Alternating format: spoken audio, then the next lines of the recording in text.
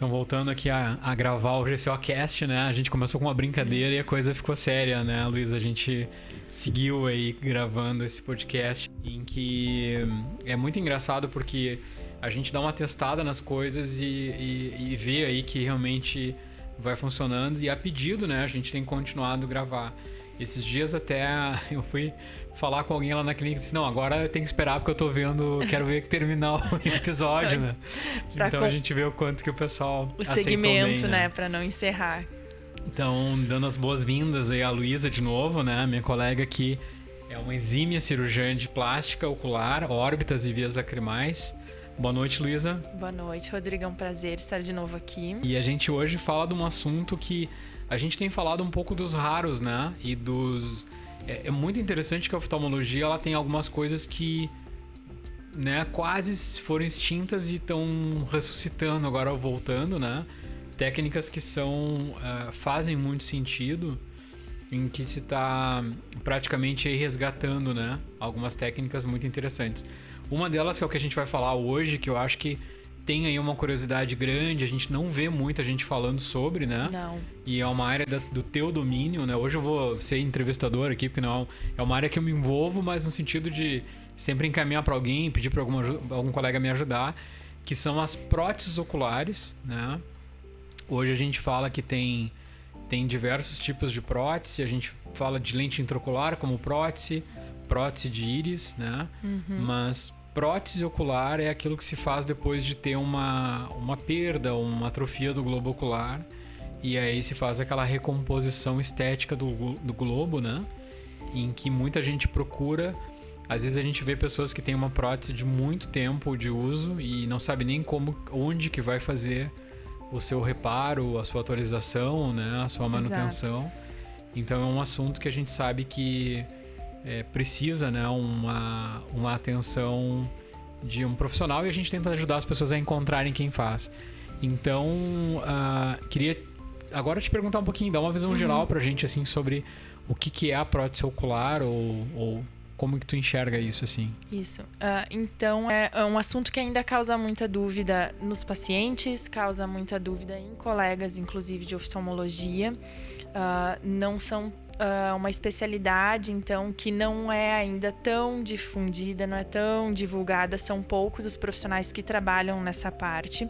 Então, a prótese ocular, o que ela é em si? Ela é uma mimetização do globo ocular, do olho humano. Tá? Então, a prótese, a gente vai utilizar ela, geralmente a gente fala que são casos mais extremos, que é um paciente que já teve algum tipo de lesão ou que já nasceu com alguma alteração, né? Então, são pacientes que eles já passaram por diversos profissionais, já passaram provavelmente por um grande trauma. Então, são pacientes que eles necessitam de muito cuidado, muita atenção, desenvolver todo um trabalho de acompanhamento, de acolhimento desses pacientes. Então, a prótese, ela é uma reprodução do olho. É basicamente isso. Bom, queria te falar um pouquinho quais são, antes da gente... Eu tenho uma listinha de perguntas que eu vou te fazer aqui, mas vamos lá. Antes de falar especificamente de prótese, né, que é uma estrutura que simula, né, um globo ocular, que é um olho que não vai enxergar mais, Exato. Mas ele tem um aspecto atrófico, a pessoa tem vergonha e tal, e fica aquele olho mais branco, assim, e tal, né, não tem mais função.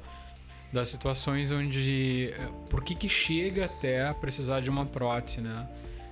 Então, vamos tentar, né, compartilhar um pouco do que a gente conhece aí de condições que vão levar um olho a perder a sua função e tal, e precisar de uma recomposição com uma prótese. Então, separei uma figura que eu acho um clássico, assim, no trauma ocular, que se vê muito, né? Filme de pirata, história de pirata e tal, que é perder um olho, por exemplo, que aí, acho que nesse ponto da história, o que tinha muito era trauma por arma de fogo, estilhaço por canhão, né? Quando eram, né? Tinha atingido por bala de canhão no navio e tinha estilhaço de, sei lá, pedaço de madeira do casco e tal, esse tipo de coisa.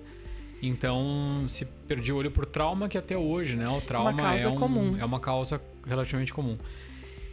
Eu acho interessante, assim, eu falando de retina e tu falando de recomposição orbitária, uma coisa importante a entender é que o olho ele tem um conjunto grande e complexo de tecidos. Nem todos têm o mesmo metabolismo, nem todos são iguais, né? E quando tu tem um trauma ou uma condição muito grave que impacta de tal forma no globo que ele vai, digamos, desvitalizar, ou vamos falar assim, morrer o olho, né? Os tecidos, eles não desativam todos juntos. Não. Então a gente tem uma retina que se perde, uma esclera que fica mais fina e um músculo que tenta funcionar ainda para tentar dar foco, né? Às vezes a gente tem aquelas dores crônicas depois de trauma por causa disso, né? O que não é incomum, né? O olho comum, é conhecido como olho cego doloroso. Isso, exatamente. Né? E crônico, né? Exato. Então aí as pessoas perguntam, tá, mas já não enxerga mais, pra que fazer alguma coisa, né? Porque às vezes a pessoa tem um desconforto, além de não enxergar, um desconforto de dor crônica que incomoda muito ela, né? É assim, eu sempre tento imaginar tu passar 24 horas com algo doendo. Exato. O tempo inteiro. Se muitas vezes ter um grão de areia no olho é intolerante, tu imagina ficar 24 horas com algum incômodo ali.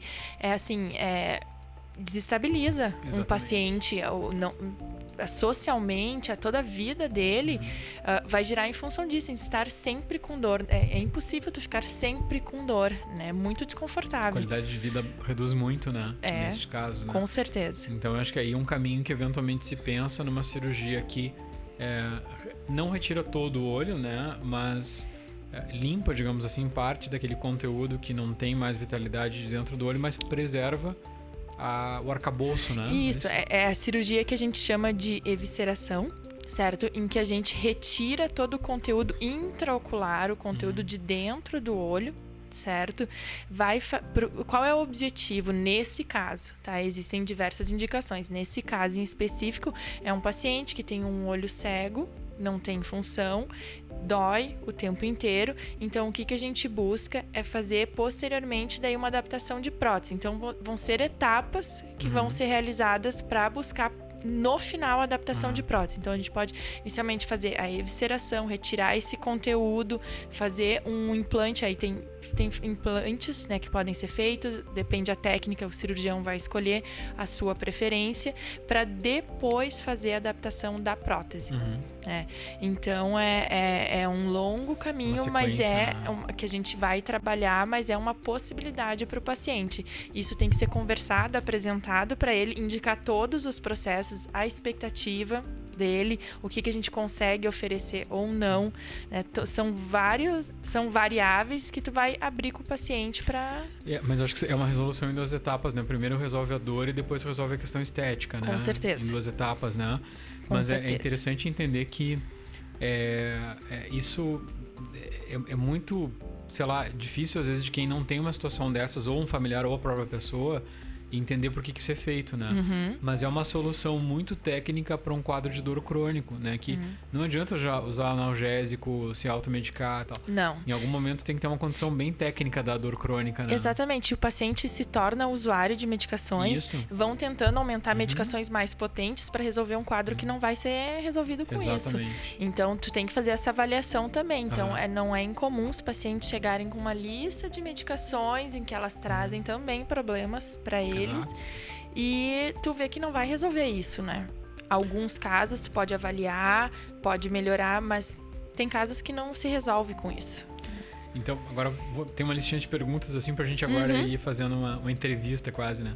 Então, o que se considera prótese? Porque eu vou em geral assim, quando tudo bem, tem lá, eu vou definir que é uma condição que é irreversível, não tem como ter volta mais no sentido de recuperar a visão, né? Primeiro, acho que tem que entrar muito em consenso com a pessoa e com a família, né? Tem que entender isso. Entender que isso não tem mais volta, não tem como, né? Eu voltar atrás. Isso a gente fala muito em retina, quando muitos setores de retina operam trauma. Quando o trauma é agudo e tem ali uma condição muito grave, a gente sempre tentou nunca fazer evisceração primária, como se diz, Nunca né? se faz. Porque para pelo menos a pessoa entender o processo, às vezes, de perda e tal. É uma tudo mais, amputação também. Exatamente. Né? E então, Exato. Isso para um paciente chegar, já tem um trauma, uma situação. Exatamente, muito, muito grave, muito abrupto, né? Exato. Então, não se faz, né? A não ser que o caso exija isso, essa abordagem, mas se não, é sempre dividido em etapas. É muito melhor, o paciente também precisa processar isso, Exatamente. né? Essa perda, Acho que essa palavra, que é né? uma perda. E assim, daí, então, vamos lá, eu vou... o especialista em prótese, ele vai fazer uma evisceração primeiro, deixar o olho cicatrizar, né? E depois fazer a reconstrução estética. Prótese tu chama aquilo que tu vai... Aquele preenchedor do globo ocular, que tu vai substituir, ou aquela capinha, digamos, estética ali que simula um olho. O que é prótese pra ti? A gente tem 3 tipos de próteses, tá? Então, a gente tem a prótese ocular. Eu vou dar aqui um exemplo. Eu trouxe aqui algumas, tá? Será que a câmera do Guilherme Consegue pega ali? pegar? Acho que é a tua câmera que talvez pegue. Tá, então aqui, ó, essa aqui é uma prótese ocular, tá? Em que ela tem uma espessura maior. Nesses casos, são geralmente pacientes que realizaram um procedimento como enucleação ou evisceração, né? Dependendo do caso. Então, é uma prótese um pouquinho mais espessa. Nós temos as próteses semi-esclerais, que esse aqui é um exemplo. É uma prótese, ela é mais fina. Tá? São para casos intermediários que a gente calcula isso, um volume que a gente quer atingir na cavidade orbitária para ficar simétrico, né, com o outro lado. E aqui eu tenho um exemplo de uma prótese, uma lente escleral, em que ela é bem fina. E essa aqui geralmente são aquelas lentes, quando possível, a gente adapta em cima do olho, porque também se preserva muito a mobilidade, né, com a lente escleral em relação a outras. Não que a prótese ocular não vá ter mobilidade, a gente pode conseguir uma boa mobilidade com ela, mas quanto mais natural a gente deixar ali a questão dos músculos, da movimentação, melhor o nosso resultado na maioria das vezes. Essa explicação é interessante. Tem casos em que eu não preciso fazer evisceração, eu não preciso tirar o conteúdo, eu posso deixar o olho como tá, que não enxerga mais, que tem aquela limitação, e fazer aí uma prótese escleral, por exemplo, que vai ser só como se fosse uma grande lente de contato em formato de olho. Assim, paciente adaptando, tolerando, a gente conseguindo um resultado satisfatório, a gente tem essa opção inicial para o paciente, sem antes, né, partir para uma cirurgia, como uma evisceração ou uma enucleação. Mas o ponto de partida é um motivo, o que ele tem para isso. Então, esse paciente tem um tumor, esse paciente tem um trauma, esse paciente tem um trauma crônico de retina, uma doença grave. Uma doença grave. Ele teve uma inflamação, uma infecção desde a infância, que já tem essa região toda atrofiada. Uma escleromalácia perfurante, alguma coisa mais grave. Exatamente. Assim, então, ou, por exemplo, é uma cavidade anoftálmica. Já uma anoftalmia já desde do nascimento congênita. Então, cada caso vai ter que ser avaliado individualmente para tu ver a melhor indicação do que é.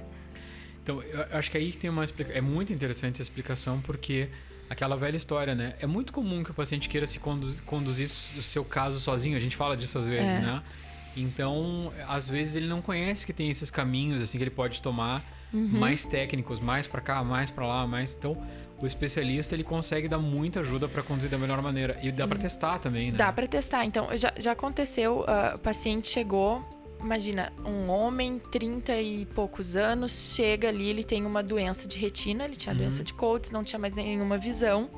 E ele começou a desenvolver depois uma questão de... O olho ficou branco ali, catarata, começou a ter um desvio. Então, ficou muito evidente essa alteração no olho. Então, quando ele chegou, a gente falou, vamos tentar primeiro uma lente escleral, ver se tu se adapta. Então, o paciente a gente testou. Ele permaneceu com uma lente só num teste. Por exemplo, durante uma semana, ele voltou no consultório. Ele se adaptou super bem. A gente conseguiu um resultado estético satisfatório.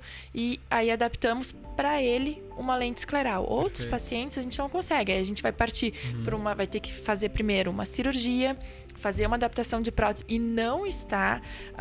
pode ser necessário, após a prótese, outra cirurgia, por exemplo, para reconstrução, para pálpebra que ficou mais caída, tem que elevar um pouquinho porque ficou com um pouco de pitose. Então pode ser também necessário cirurgia depois da adaptação da prótese. Legal. O pessoal, assim, fala muito, acho que falar com linguagem popular sempre ajuda muito, né? Porque Com certeza. já tá na cultura, né? Então as pessoas me perguntam, tá, mas isso que vocês estão falando é a mesma coisa que o tal do olho de vidro, né? Eu acho que aí o nosso pirata lá, acho que ajuda a gente a ilustrar um pouquinho, que é uma coisa histórica, né? A gente tem aí uma situação de... histórica, né? Que era como se fazia. O vidro é inerte, na verdade, na cavidade. É um então bom material para se Exato. utilizar, só que ele tem uma fragilidade, por exemplo, de queda. Isso, de quebrar, né? De quebrar. Então, antigamente se utilizava esse material, hoje em dia nós já não utilizamos mais vidro, né? Então, o olho de vidro não é mais o olho de vidro. A gente utiliza um material que é uma resina acrílica. Tá? Então, tem também porcelana. Alguns colegas podem até trabalhar nesse sentido, mas é um material que ele vai ter uma fragilidade maior que o acrílico, a resina. Então, a resina pode cair no chão, ela não vai danificar tão facilmente. Mas, claro, isso... é necessário também manutenção desse material. Claro. Ele tem uma durabilidade, uma prótese não dura a vida inteira. Então, ela exige um cuidado, um acompanhamento. Então, vai ter uma durabilidade. Às vezes dura mais, às vezes dura menos. Podem ter acidentes, pode ser necessário fazer uma troca antes do tempo previsto. Né? Então, esse acompanhamento também tem que ter. Eu acho muito interessante, às vezes, é importante falar isso, assim, né? Porque às vezes fica ou no constrangimento, ou fica numa coisa do tipo, a pessoa presume. O que acontece? Às vezes a pessoa tem uma prótese num dos olhos e o outro olho normal. A gente fala muito de fazer o segmento, principalmente de olho único funcional. Exatamente. Para fazer a avaliação de retina periódica, uma vez por ano e tal. Mas eu não tô sentindo nada. Tudo bem, mas tem as questões que vão ser assintomáticas e vão surgindo, que é importante a gente fazendo, né, um check-up assim, anual para ver, principalmente no olho único, né? Que é uma preocupação ainda maior. E quando, por exemplo, tem prótese, o que eu vejo muito, às vezes a pessoa tá 8 anos, 10 anos com a mesma prótese, né? Exatamente. E às vezes, assim, tá fazendo até atrofia, às vezes, de cavidade orbitária. A pessoa não foi ajustando o tamanho da prótese, ela tá com impregnação proteica. Tá, não teve polimento, né? Aquela prótese não teve cuidado. Isso. Ela, pelo uso, imagina, 8 anos. Exato. É diário. Né? Exato. Então, vai acontecendo alterações no material. Então, exige polimento. Às vezes, forma-se na extremidade, na borda, rugosidades, que isso vão machucando dentro da cavidade. Né? O tecido vai alterando, aumenta a produção de secreção. Então, alguns pacientes chegam assim, ó, produz muita secreção. Então, a gente tem que avaliar o motivo, porque ela não é bem adaptada, a prótese, ela não é para ter muita secreção, é para ter a secreção normal que a gente produz no olho. Isso é importante. O paciente me pergunta, vai ter lágrima, vai ter secreção. Se tu tem essas estruturas preservadas ali, tu vai continuar produzindo, né? Lágrima, vai ter a secreção, mas em grande quantidade, aí a gente tem que avaliar o que é. Outra pergunta interessante que às vezes eu vejo, a prótese sobre personalização da prótese. É interessante porque às vezes tem resultados, eu já vi resultados teus assim de pós-adaptação de prótese, que a gente olhando para a pessoa assim no olhar primário dela, não dá para perceber qual que é a prótese assim, de tão bem feito, tão adaptado. Então, quer dizer, a prótese é personalizada. Totalmente personalizada. Então, quando o paciente chega, a gente vai fazer a avaliação da cavidade, vai ver o tamanho, o tipo de prótese aqui que eu mostrei, qual é que é a melhor. E vai ser totalmente individualizado a cor, né? Então, é um material que ele é desenhado à mão. Então, a prótese é pro paciente. Quem faz a adaptação é o oftalmologista. Não é o oftalmologista que produz a prótese, tá? Mas, então, a gente faz medidas do tamanho da íris, do colorido do olho, do tamanho da pupila do paciente, da cor da esclera, do branco do olho. Alguns pacientes têm ela mais amarelada, outros um pouquinho mais branco. A questão da distribuição de vasos na superfície ali, na esclera, tudo isso é avaliado e tudo isso é feito de maneira individualizada. Então, o paciente tem muitos tons de íris, né? Então, tem muita cor para cada olho. Então, às vezes, a gente não tem, por exemplo, na caixa de prótese, hoje em dia, com a qualidade que a gente consegue fotografar o olho com uma alta resolução e a gente consegue reproduzir aquelas características. Tem pacientes que têm um olho verde, mas em algum ponto ali da íris uma mescla de cores. Uma mescla de cores. Então, a gente consegue trabalhar com isso, é totalmente personalizada a prótese. Perfeito. Tem algum momento, assim, tem uma pergunta, quando é que é recomendado o uso da prótese? Quer dizer, eu posso fazer... Eu tenho situações onde eu posso fazer... Porque o paciente quer simplesmente fazer uma prótese, tem indicações médicas específicas, tem uma recomendação formal para quando é que eu uso prótese? Bom, então, assim, acho que a primeira coisa é quando o paciente tem alguma lesão, teve uma perda de visão, aquele olho é inoperante esteticamente, ele está causando um desconforto. A partir disso, a gente começa a avaliar. Por exemplo, quando a gente tem crianças, muitas pessoas não sabem, mas criança também pode se adaptar à prótese, criança pode ter algum tipo de tumor, ser necessária a retirada do globo ocular. Então, crianças, por exemplo, a gente já vai começar desde cedo essa adaptação, porque a gente quer que exato, a gente quer que a parte onde fica ali o olho, ela também vá crescendo e não fique atrofiada. E tem uma série de dúvidas, assim, eu já tive crianças que, apesar de que eu não atendo, né, tu sabe, criança de consultório, mas normalmente, às vezes os pais pedem ajuda pela função cirúrgica da gente, né? Então, vamos lá, doenças possíveis, né? Retinopatia da prematuridade muito grave, Exato. retinoblastoma, doença de Coates, persistência do vítreo primário hiperplásico, quer dizer, tem trauma em criança, pode ter também, né? Tem aí uma série de doenças microoftalmia, anoftalmia. Exatamente, anoftalmia, cavidade anoftálmica, né? Enfim, né? Exatamente. Malformações, tem aí os congênitos. E é muito importante essa atenção, essa busca começar no início. Exato, quanto mais cedo, Quanto mais cedo, isso que a gente fala, melhor. Né? Citomegalovírus congênito, toxoplasmose congênita, as doenças teratogênicas todas, né? Então, assim, o que a gente fala? Às vezes eu vejo os pais em desespero, porque dizem assim, a gente foi no pediatra ou no oftalmopediatra, já vi isso acontecer, não dá pra fazer nada, né? Pô, dá, né? Tem muito recurso. Às vezes aquele profissional, ele não tem, né? Aquele domínio e tal, não tem aquela noção cirúrgica e tal. E cirurgia, pra quem não é cirurgião, às vezes é muito, né? O pessoal fica um pouco, né, receoso e tal. Mas tem sim, né? Claro, é trabalhoso e tudo mais. Mas o interessante nessa questão do desenvolvimento, a criança é muito diferente do adulto. Tem aquela coisa, por exemplo, doutor, eu não consigo fazer agora. Pode ser daqui a 6 meses. Pode. Claro, tudo bem. Criança não dá. Se tu vai perdendo tempo, tu vai tornando mais difícil aquele trabalho. Exatamente. O tempo vai contra ti, porque tem uma órbita que tá um lado crescendo e o outro não cresce porque não tem preenchimento do globo ocular. Exatamente. E a criança, ela não nasce pronta, ela vai desenvolvendo. Sim. Ela vai se desenvolvendo. Ela tá em dinâmica, né? Exato. Então isso é interessante pensar. Depois também a gente fala de...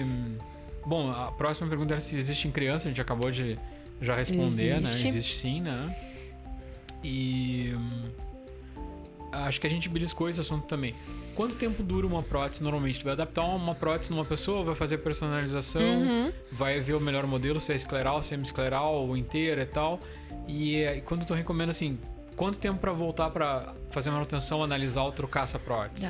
Fez a adaptação, o paciente está completo no mínimo uma vez ao ano. Ele tem que fazer uma revisão. Quando eu faço a adaptação de prótese, geralmente eu peço depois 6 meses para eu ver como é que ele tá, analisar. E depois a gente passa a fazer avaliações anuais se não acontecer nada.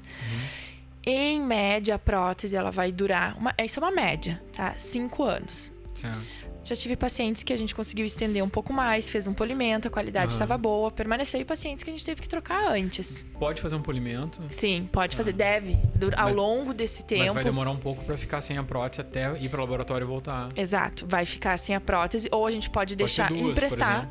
Pode emprestar até já aconteceu, de emprestar a prótese que eu tenho aqui da minha caixa para o paciente no momento, né? Espera. E sim, vai ficar sem a prótese ali. Tá? E depois o polimento ele é importante, ele faz parte, ele está dentro desses 5 anos, porque vão acontecer depósitos ali no material, sempre vai acontecer isso, então às vezes vai perdendo um pouco do brilho. É importante o brilho da prótese, o nosso olho brilha, quando a luz pega, brilha, então essa opacidade vai deixando mais opaco, isso vai tornando mais visível, aparente ainda que é uma prótese, então o polimento também faz parte, em média 5 anos. Legal, bem interessante essa resposta. Tem uma coisa que eu acho que tu não pegou, porque é aquela história, né, que a gente é mais velho e tal, a gente brinca com isso, mas vamos lá, quem pegou isso vai lembrar. O código de trânsito que a gente vive hoje, se eu não me engano, ele é do final dos anos 90, que mudou muita coisa, assim. E aí o tal do uso do cinto, que aí realmente pegou. Eu não vou saber o ano exatamente, não lembro, mas é final dos anos 90, tá? Antes disso, todos os anos 80, uma boa parte dos 90, eu lembro, não se usava cinto, assim. E os carros tinham uma outra tecnologia. Então, eu te confesso que todas as perfurações bilaterais que eu vi, graves, tá? Eu acho que todas foram com acidente de carro com quebra de vidro, estilhaço de vidro, com perfuração, tá? E, assim, coisas dificílimas de trabalhar. Eu já vi caso de acidente com explosivo também, mas aí foi, até acho que um fogos. caso só que eu vi. Fogos de artifício, né? Já. Início do ano, Réveillon e tal, o pessoal tendo isso.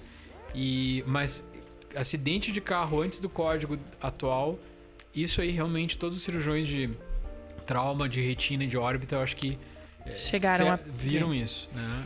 Deve ter até hoje casos que tu não necessariamente viu agudo, mas que tu vieram para acompanhamento que tem essa história, né? Sim. Então, eu acho que isso aí mudou muito depois do código atual, né? E sabe que é uma coisa também interessante, muitos casos que a gente pega de trauma também são por acidentes de trabalho, também. né?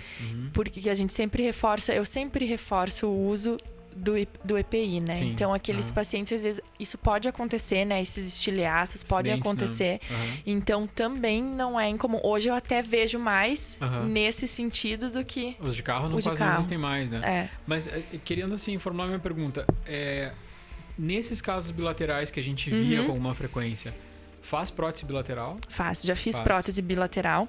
E até é engraçado que o paciente, ele... era um paciente, né, cego, aceitava muito bem naquele momento a sua condição, já fiz, e cada vez a gente fazia próteses de cores diferentes. Ah, claro, porque daí então ela tinha várias próteses, ela vinha e ela disse, que olho tu quer? Um dia ela me disse, posso ter um olho roxo? Eu disse, pode, a cor que tu quiser, a gente vai fazer. Então a gente até trabalhava com isso. Então, sim, pode fazer a prótese bilateral. Perfeito. Não, parece uma pergunta banal, mas isso aí tem, né? A gente sabe que existe e tal. Então, a questão de trocar, de regularidade, de que pode fazer polimento, que, né, como a gente falou, pode fazer bilateral, quanto tempo dura, como eu reviso e tal. Pode pingar colírio lubrificante em prótese? Deve pingar. Eu deixo sempre o colírio lubrificante, tá? Na prótese, tu vai ter o movimento da pálpebra, tu vai ter o movimento de piscar, né?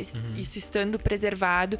Então, o lubrificante ajuda, sim. Eu deixo o lubrificante para os pacientes. Quando tem algum tipo de inflamação, infecção, o paciente pode vir a desenvolver. Usar, né? Também vai usar o colírio. Exatamente. Então, usa sim. Usa como se fosse um olho normal ali para receber o tratamento tópico, né? Com certeza. Certo, sim, pode usar. Não vai danificar a prótese.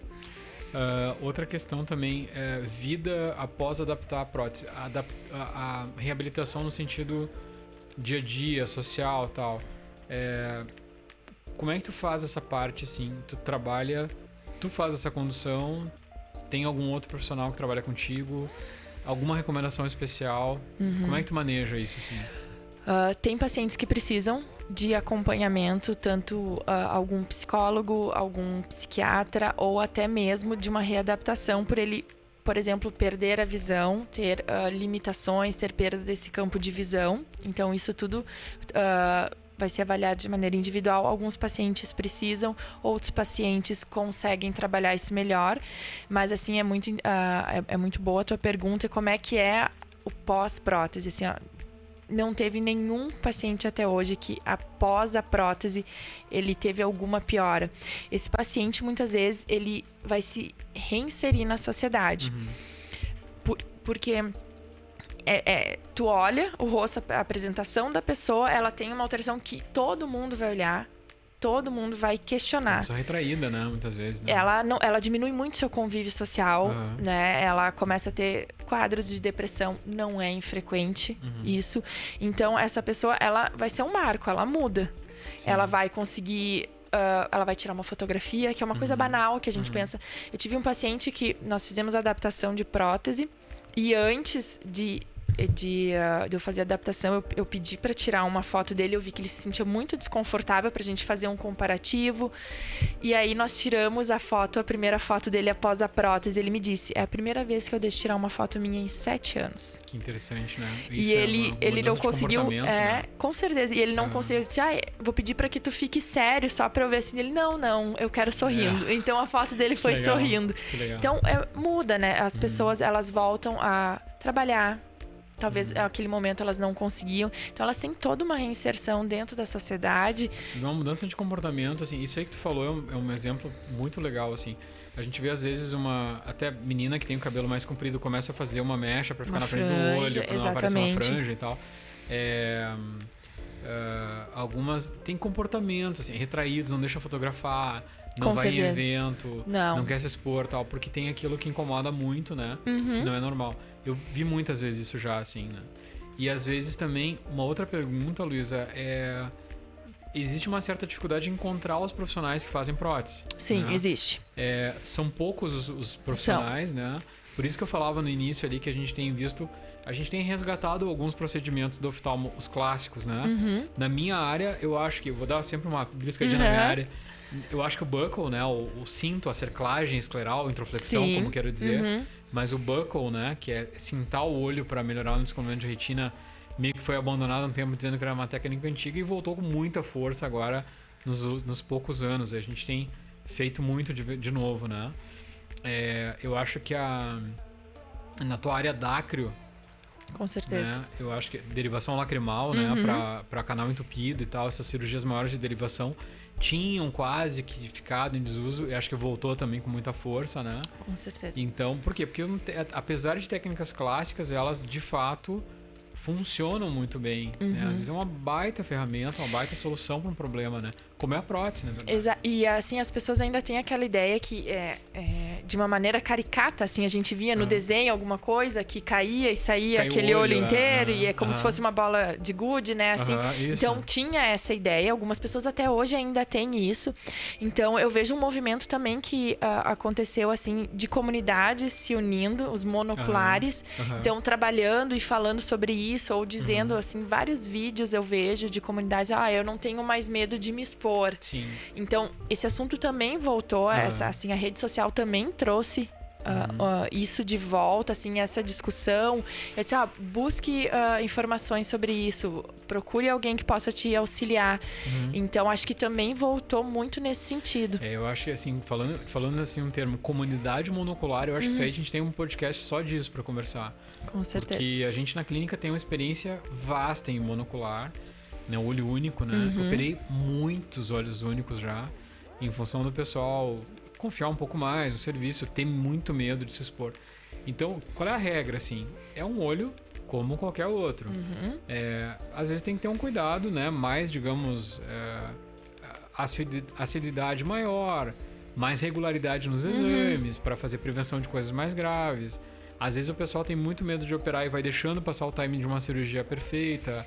Eu já tive vitrectomias, por exemplo, que felizmente eu convenci de fazer, mas vai mexer, muito perigoso. Muito mais perigoso é uma retinopatia diabética, num diabético de olho único, por exemplo. Tu perder o tempo e tornar o procedimento mais difícil, a recuperação ser pior também. Então são coisas que, assim, a gente tem que aprender a lidar e às vezes é difícil de expor. E, assim, muitas vezes cai nisso que, assim, que a gente fala, é tão temeroso, é tão difícil, que a pessoa quer conduzir o seu caso e não quer que nenhum profissional fale nada ao contrário, não quer entrar na indicação cirúrgica, não quer.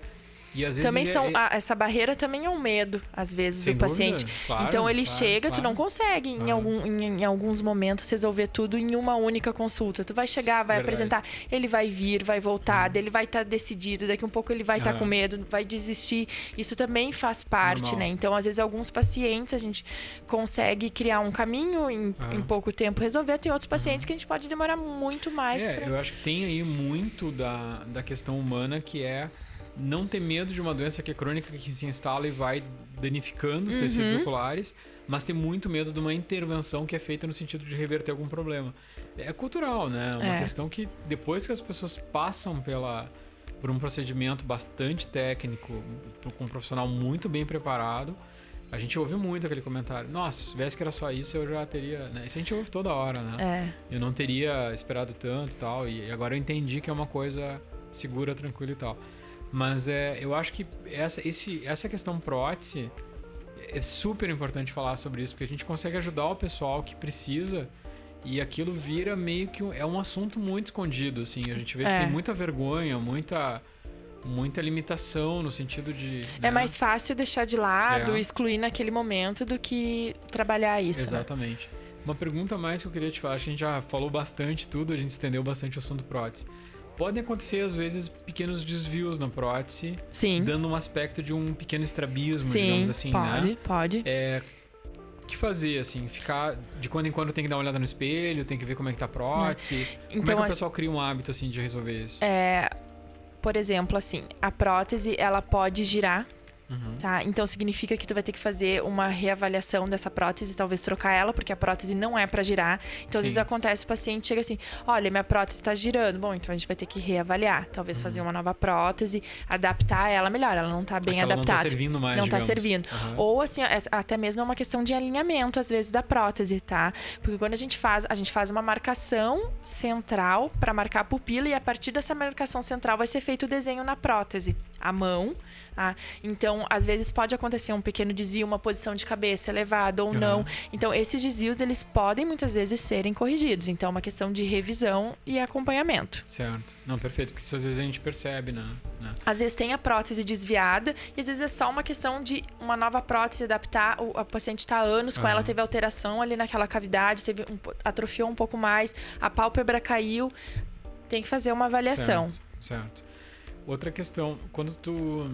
Normalmente se descansa, em posição de descanso, tu retira a prótese para dormir normalmente? Não. Não deve tirar? Não, isso é uma dúvida frequente. De quanto em quanto tempo eu tiro a prótese? Tu não tira a prótese. Mesmo dormindo, mesmo repouso, tu vai ficar com ela.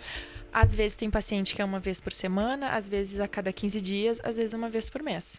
Tá? Não tem necessidade de ficar removendo a prótese. A prótese tu vai colocar ela e tu vai fazer todas as suas... Tu vai tomar banho, vai fazer... O que eu não oriento é, por exemplo...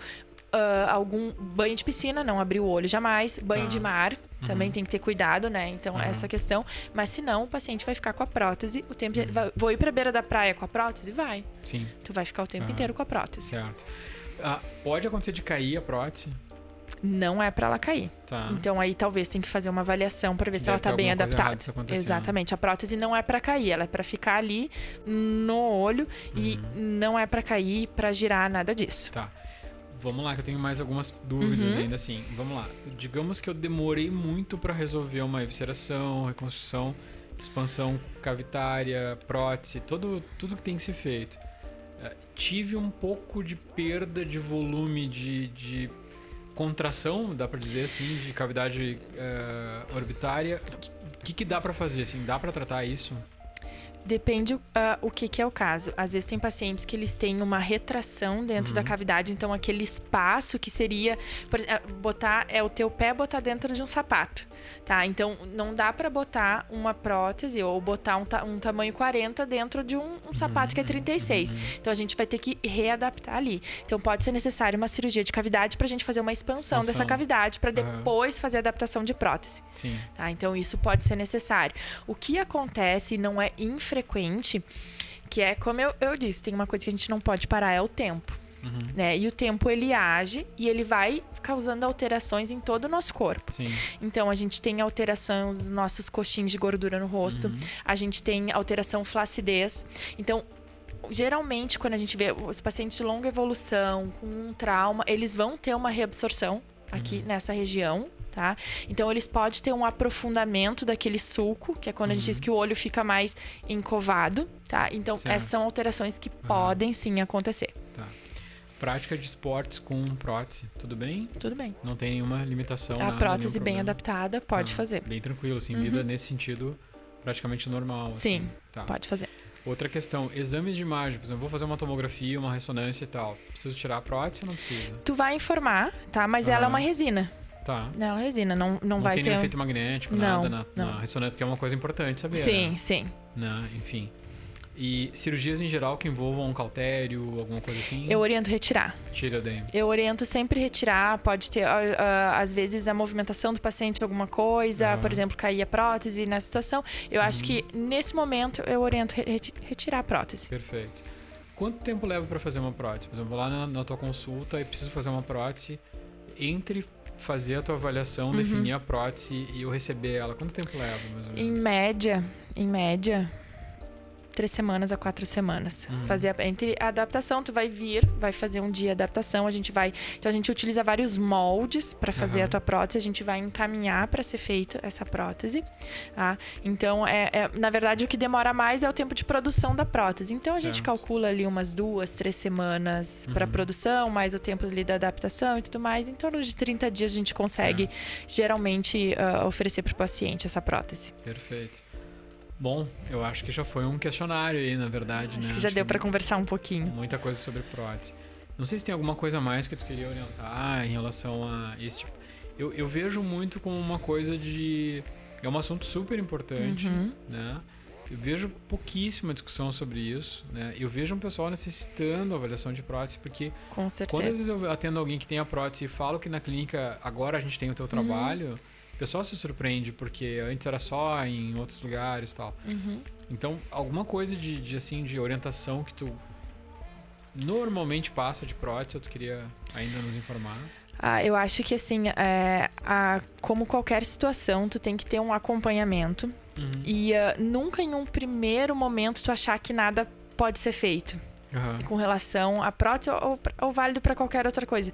Porque eu vejo as pessoas pesquisando, mas não é o seu caso. Então, eu acho que é sempre importante tu fazer uma avaliação com um profissional capacitado, tá? Buscando alternativas, por mais que elas possam ser difíceis inicialmente, possam ter barreiras, eu acho que tu tem que buscar isso para saber quais são as tuas opções. Que não deixa de ser um trabalho artesanal e personalizado, né? Na com verdade, certeza. Muito, né? Para adaptar ali para aquela condição daquela pessoa específica, né? Exato. E é importante para tu saber o que é... o que a gente vai conseguir te dar com a prótese, o que é a tua expectativa com a prótese, tá? Então, assim, às vezes o paciente pode chegar e dizer, eu vou movimentar igual, talvez a gente não consiga isso naquele momento. Mas eu sempre tenho um outro exemplo, é uma paciente que ela não tinha uma mobilidade muito boa, tá? Fizemos a adaptação de prótese e ela disse, isso me incomoda muito. Então, o que tu acha a gente tentar trabalhar um pouquinho essa questão da tua postura? Eu falei assim, quando alguém te chamar alguma coisa, tu... talvez criar o costume de virar, quem sabe isso não pode amenizar o teu desconforto. E aí ela fez isso e ficou bem mais confortável. Agora parece que não é tão visível. Então, eu acho que a gente sempre tem que buscar conversar para ver as tuas opções ou não simplesmente dizer, não, isso aí não tem o que fazer. Perfeito. Vamos buscar uma outra alternativa. Certo, muito bem. Bom, Luiz, eu te agradeço muito. Eu acho que é um conhecimentos bem específico que tu eu que agradeço.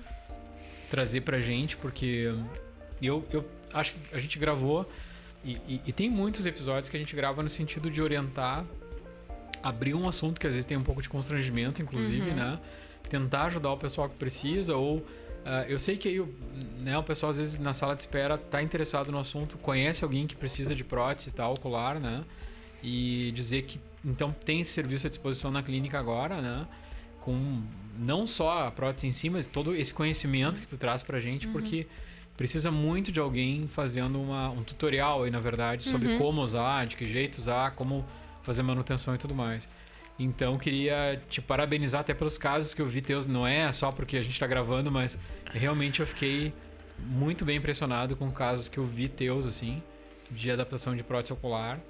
E te agradecer, então, pela aula aí que tu deu pra gente. Né? Eu que agradeço o espaço, a possibilidade de a gente conversar e trazer cada vez mais esse assunto para perto do paciente. Beleza. Então tá, gente. Obrigado. Até o próximo episódio aí. Tchau, tchau.